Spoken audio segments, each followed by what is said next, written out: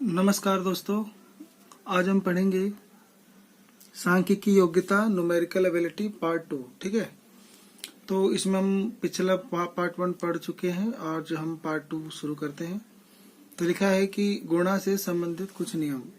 प्रश्नों को जल्दी हल करने के लिए यह आवश्यक है कि आप 1 से 30 तक पहाड़ा यानी टेबल तथा 1 से 50 तक का वर्ग यानी स्क्वायर तथा 1 से 20 तक घन यानी क्यूब अच्छी तरह से याद करें। अगर आप इसको याद कर लेते हैं, जैसे 1 से 30 तक पहाड़े आपको याद होना चाहिए जवानी, ताकि आपका समय बचे परीक्षा में। ठीक है, नहीं तो आपको ना 28 या कितना होता है ये भी पता करने के लिए गुना करना पड़ता है। ठीक है, तो अगर आपको डायरेक्ट याद रहेगा तो परीक्षा में काम रहता है। ठीक है, ऐसे ही 1 से 50 तक का स्क्वायर अगर हम 1-2 दिन मेहनत करें तो याद हो जाता है। और 1 से 20 का घन, इसको हम ट्रिक से भी आगे की वीडियो में सिखाएंगे कैसे निकालते हैं, लेकिन अभी के लिए आप इसको याद कर लें। ठीक है, अगला देखते हैं। तो किसी संख्या में 11 से लेकर 19 तक की किसी भी संख्या से गुणा करना। तो हम सीखेंगे कि कोई भी संख्या है, अगर उसमें हमें 11 से लेकर 19 तक गुणा करना है, तो वैसे तो गुणा नॉर्मल तरीके से हम कर ही सकते हैं, जैसे आप करते हो। जैसे आपको गुना करना है 235 को 11 से, तो 1 का पहाड़ा 5 बार 5 3 2, फिर एक काटा लग जाता है, फिर 1 5 3 2 5 8 5 2। ठीक है, तो ऐसे हो गया। तो और कौन सा तरीका है जिससे हम इसको सीख सकते हैं? ठीक है, तो एक तरीका ये होता है कि हम इसको कैसे करें। ठीक है, तो ये जो 2 अंकों की संख्या है, जैसे 11 से लेकर 19 तक, तो ऐसी संख्याओं का गुणा कैसे किया जाता है? ठीक है, तो जैसे मान लो आपको गुणा करना है 235 को 11 से। ठीक है, तो पहले जैसे 1 बचे तो 5 यहाँ लिख दीजिए। ठीक है, तो 1 बचे 5 यहाँ लिख दिया, फिर इन दोनों को जोड़ लीजिए। ठीक है, तो 3 जमा 5, तो 3 और 5 8 हो जाएगा। ऐसे ही फिर ये 2 और जोड़ लीजिए। ठीक है, यानी पहले जैसे 5 है तो 5 एकम 5 लिख लीजिए। ठीक है, अब ना इसके दाएं वाला 3 है, तो 3 और 5 को जोड़ लीजिए, तो 3 और 5 8 यहाँ लिख दीजिए। फिर आप इसके इधर वाला जो दाएं वाला जो है 2 और 1 3, 2 के जोड़े में जोड़िए, तो 2 और 3 जोड़िए 5, और फिर ये 2 अकेला छोड़ दीजिए। ठीक है, तो ऐसे आपका फट से आंसर आ जाएगा। ठीक है, तो इसको सीखना है, थोड़ा प्रैक्टिस करना है। जैसे 5 पहले अकेला, क्योंकि यहाँ 1 है, तो 5 एकम 5 आना है। अब फिर ये 2 को जोड़ देना है, इस 5 को इसके दाएं वाले 2 और 3 8 यहाँ लिख देना है। फिर ये छोड़कर 3 को फिर 2 वाले से जोड़ देना है, तो 3 2 5। ठीक है, और फिर ये 2 वाला यहाँ छोड़ देना है। ठीक है, ऐसे आपका आंसर आ जाएगा। ठीक है, अर्थात सभी अंकों को उसके तुरंत दाएं वाले अंक में जोड़ देते हैं, क्योंकि 11 में इकाई अंक 1 है। ठीक है, तो आपको 2 अंक संख्या में इकाई अंक ये वाला देखना है। ठीक है, अब जैसे अगला देखेंगे। जैसे मान लो ये लिखा है 5832 को 11 से गुना करना है। ठीक है, तो कैसे करेंगे इसको? 5832, तो पहले तो ये जो इकाई अंक 1 है, 1 को 2 से गुना करेंगे, तो 2 एकम यहाँ 2 आ जाएगा। फिर ये 2 को इसके दाएं वाले से जोड़ देना है, तो 2 और 3, तो 2 और 3 5। फिर इस 3 को इसके दाएं वाले 8 से जोड़ देना है, तो 3 और 8 11 का 1 हासिल 1 इसके अगले में चला जाएगा। ठीक है, फिर ये 8 5 13, 13 में ये हासिल आया 14 का 4, फिर हासिल 1 इसमें चला जाएगा, तो ये 5 है, 5 में जुड़ जाएगा तो 6, तो 6 4 1 5 2। इस प्रकार से आपका आंसर आ जाएगा। ठीक है, 1-2 बार आपको ऐसे प्रैक्टिस करनी होगी। अब मान लो ये वाला है 123 को 12 से करना है, तो इकाई अंक क्या है? 2 है। तो अब 2 है ना, तो 2 को इस 3 से गुना करेंगे, तो 3 दूनी यहाँ पे लिख देंगे, 3 दूनी 6। ठीक है, 6 आ गया। अब इस 2 को इससे गुना करना है, तो 2 दूनी 4, और उसमें ना ये 3 जोड़ देना है पीछे वाला। ठीक है, तो 2 दूनी 4 और 3 7। फिर इस 2 को 1 से गुना करना है, तो 2 एकम 2, और उसके इधर वाला 2 जोड़ देना है, तो 2 एकम 2 और 2 4, और फिर ये 1 है तो 1 ही रहने देना है। ठीक है, क्योंकि 12 में इकाई अंक 2 है, अतः सभी अंकों को दुगना करके उसके तुरंत दाएं वाले अंक में जोड़ देते हैं। तो इसके दाएं वाला इधर होगा। ठीक है, तो दाएं वाले में जोड़ देना है। जैसे मान लो ये 2 है तो 2 3 6, फिर 2 दूनी 4, 4 में इसके दाएं वाला ये वाला जोड़ना है, ठीक है, दाएं वाला। तो 4 2 4 3 7, फिर 2 एकम 2 और 2 4 और फिर 1 का 1, ठीक है। यानी ऊपर वाले को दोबारा समझे तो फिर 2 एकम 2, फिर 3 एकम 3 और 2 जोड़ देंगे 5, फिर 8 एकम 8 और 8 3 जोड़ देंगे 11 का 1 हासिल 1, फिर 5 एकम 5 और 8 जोड़ देंगे तो 5 एकम 5 8 13 और 1 हासिल आया 14 का 4 हासिल 1, फिर 5 में 1 जोड़ देंगे 6, ठीक है। सेम ऐसे ये वाला है। इस 3 को 2 से करेंगे तो 3 दूनी 6, फिर 3 3 9 और ये 2 जोड़ देंगे दाएं वाला तो 9 2 11 का 1 हासिल 1 इधर आ गया। 3 चौक 12, 12 में इसके दाएं वाला 3 जोड़ेंगे 12 3 15 और 1 हासिल है 16 का 6 हासिल 1, 4 का 4 रहने देंगे और 4 और 1 5 हो जाएगा। तो 5 6 1 6, तो ये आपका आंसर हो जाएगा, ठीक है। किसी संख्या में 5 25 और 125 से गुना करना सीखेंगे आप, ठीक है। तो लिखा है कि जिस संख्या को 5 से गुना करना हो उसके दाएं यानी बगल में एक शून्य बिठाकर उसे 2 से भाग कर दें।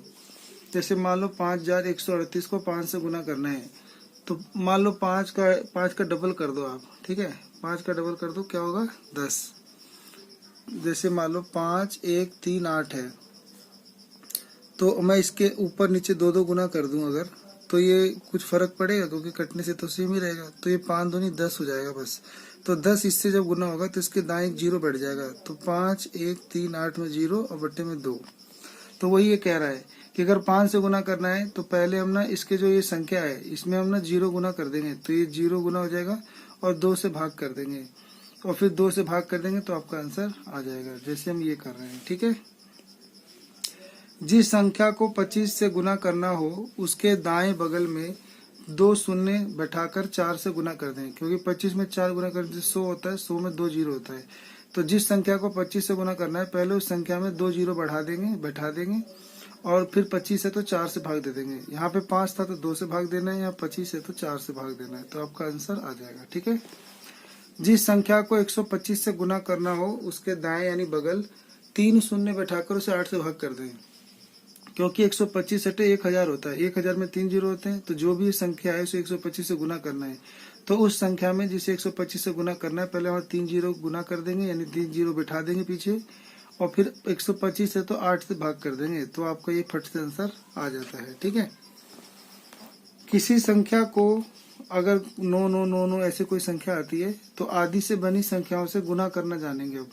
तो जिस संख्या में 9 से गुना करना हो उसके आगे एक शून्य बैठाकर प्राप्त संख्या से पहली संख्या घटा लेते हैं। तो उसी प्रकार यदि 99 से गुना करना हो तो संख्या के आगे 2 शून्य बिठाकर प्राप्त संख्या से पहली संख्या घटा देते हैं, यानी वही संख्या घटा देते हैं। इसको समझने के लिए देखते हैं क्या लिखा है आगे।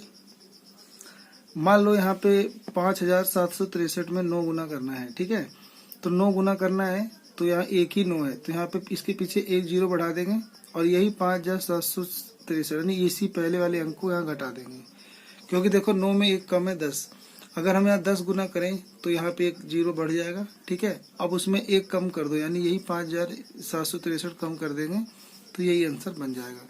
अब मान लो 99 है तो 99 है तो 2 जीरो बढ़ा देंगे और फिर यही वाली संख्या घटा देंगे। अब मान लो 999 तो 3 जीरो बढ़ा देंगे और ये 463 घटा देंगे, ठीक है।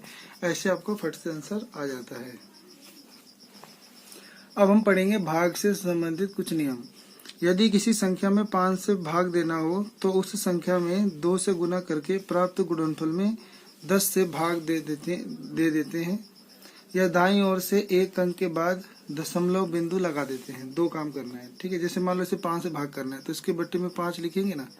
अब नीचे 10 बनाने के लिए ऊपर नीचे 2 2 गुना कर देंगे तो यानी इसके अंदर 2 गुना हो जाएगा और नीचे 5 दूनी 10 हो जाएगा। यानी जिस संख्या में 5 से भाग देना है उस संख्या में पहले 2 गुना कर देना है और 10 से भाग कर देना है, क्योंकि ये 2 से कट जाएगा, 2 कम 2 और 2 पचे 10, तो ये वही चीज रह जाएगी, ठीक है। इससे समय बचाने के लिए ऐसा करते हैं तो हम 2 गुना कर देंगे तो 864 और बटे में 10 है तो दशमलव में देखोगे बदलने के लिए यहाँ एक ही जीरो है तो पीछे से एक अंक 4 के आगे दशमलव लगा देंगे तो 86.4 हो जाएगा, ठीक है। ऐसी है कि यदि किसी संख्या में 25 से भाग देना हो तो उस संख्या में 4 से गुना करके प्राप्त गुणनफल में 100 से भाग दे देते हैं और दाईं ओर से 2 अंक के बाद दशमलव बिंदु लगाते हैं। मान लो 1423 को भाग देना है 25 से, तो 25 को 100 बनाने के लिए कितना गुना करना पड़ेगा? 4। तो ऊपर नीचे हम क्या कर देंगे? 4 गुना कर देंगे। तो ऊपर 4 गुना करेंगे और 25 में जब 4 करेंगे तो 100 हो जाएगा। यानी जिस संख्या को 25 से गुना करना है उसमें 4 से गुना करके 100 से भाग करना भी वही कहलाता है। तो इसको बस 4 से गुना करो। अब ये 2 जीरो है तो पीछे से दो अंकों के आगे दशमलव लगा दो, तो 2 और 9 के आगे दशमलव लगा देंगे तो आंसर बन जाएगा 56.92। ठीक है। यदि किसी संख्या में 125 से भाग देना हो तो उस संख्या में 8 से गुना करके प्राप्त गुणनफल को 1000 से भाग दे देते हैं या दाईं ओर से 3 अंक के बाद दशमलव बिंदु लगा देते हैं। मान लो 125 से भाग देना है तो हम क्या करेंगे कि हम सीधा 8 गुना करेंगे। ठीक है। तो ऊपर 8 गुना करेंगे और नीचे 125 में जब 8 गुना करेंगे तो ये 1000 हो जाएगा। तो 8 से गुना करके 1000 से भाग देना है तो 1000 में 3 जीरो है तो पीछे से 3 अंकों के आगे दशमलव लगा देंगे। 4 8 3 के आगे दशमलव लगा देंगे तो 11.384 आंसर हो जाएगा। ठीक है। यदि लगातार भाग की प्रक्रिया हो तो भाग की क्रिया निम्न विधि से करें। मान लो A भाग B भाग C भाग D, यानी लगातार भाग देना है तो हम पहले वाला A को ऊपर लिख देंगे और पीछे जितने भी भाग दिए जा रहे हैं C D B C D तो वो बटे में लिख देंगे। तो A बटे में B गुना C गुना D। ठीक है। जैसे मान लो 476 को भाग देना 34 से, फिर भाग देना 0.14 से यानी 0.14 से, तो क्या आंसर आएगा? पहले हम 476 ऊपर लिख देंगे और 34 और गुना में ये वाला दोनों साथ में गुना में नीचे लिख देंगे। अब ये दशमलव हटाएंगे तो 2 अंक के आगे दशमलव है, ऊपर चढ़ जाएगा 100। अब 14 से इसे काट देंगे, 34 से काट देंगे तो सिर्फ 100 बचेगा। ठीक है। ये हमारा आंसर हो गया। तो क्या सीखा कि अगर लगातार भाग संख्या होगी तो पहली संख्या ऊपर और बाकी जो भाग में है वो सब बटे में गुना हो जाएंगे। ठीक है।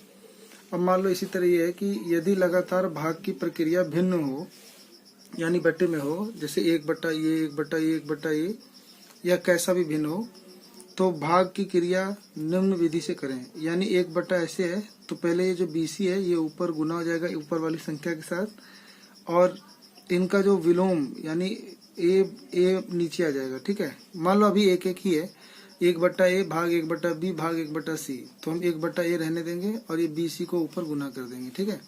तो मान लो ये एग्जाम्पल है 1 बटा 2 भाग 1 बटा 4 भाग 1 बटा 8, तो 1 बटा 2 रहने देंगे, ये 4 ऊपर चला जाएगा, ये 8 ऊपर चला जाएगा और ये आपका आंसर जाएगा 8 चौक 32, 2 से भाग देंगे 16। ठीक है।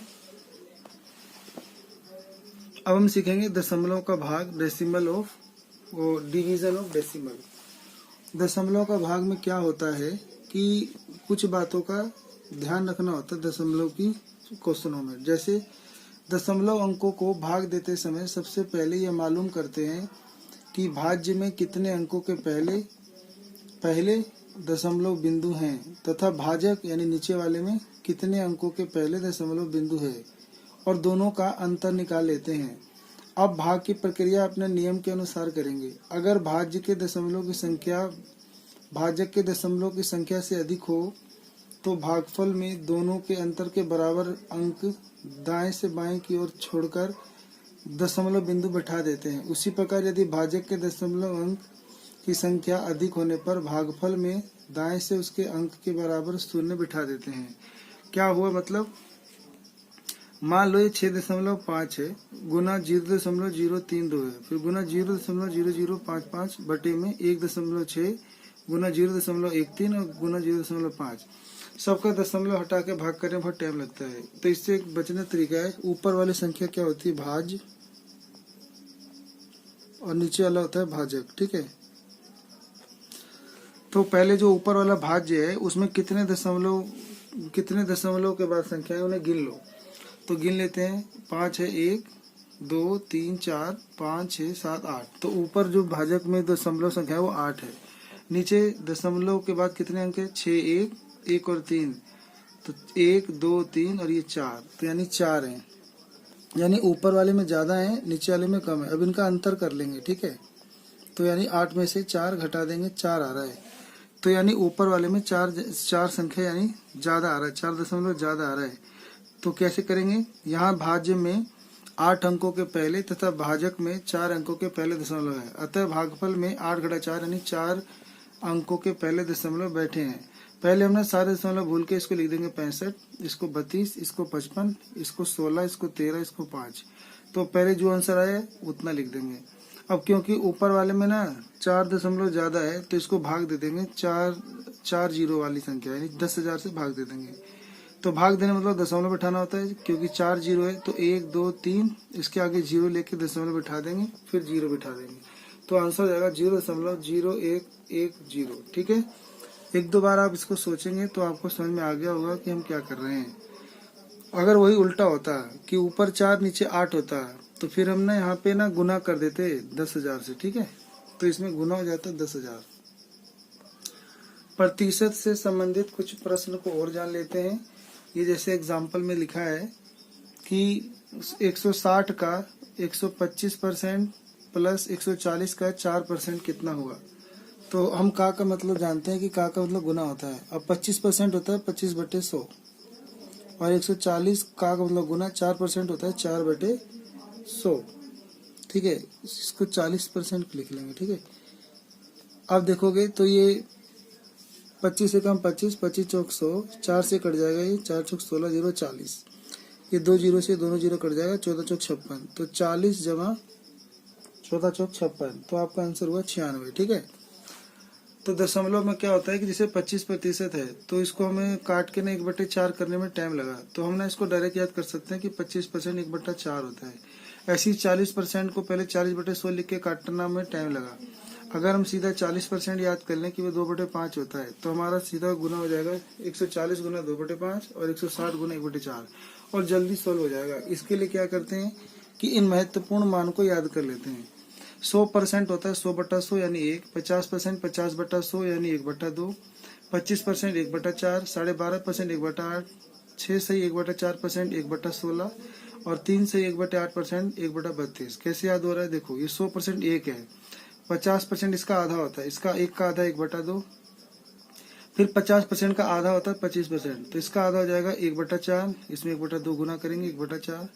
ऐसे फिर 25% का आधा 12.5% और इसका आधा 1/8, फिर इसका आधा 6 से 1/4, इसका आधा 1/16, इसका आधा 3 से 1/8, इसका आधा 1/32। ऐसे याद हो गया। ठीक है, 16 सही 2/3% को 1/6 लिखते हैं, 33 सही 1/3 को 1/3 लिखते हैं, 66 सही 2/3 को 2/3 लिखते हैं, 20% को 1/5, 40% 2/5, 60% 3/5 और 80% 4/5, 37.5% 3/8, 62 सही 1/2% 5/8, 87 सही 1/2% 7/8, 9 सही 1/11 1/11, 11 सही 1/9 तो 1/9, 8 सही 1/3 1/12, 90% 9/10, 75% 3/4, 70% 7/10, 30% 3/10 और 10% 1/10।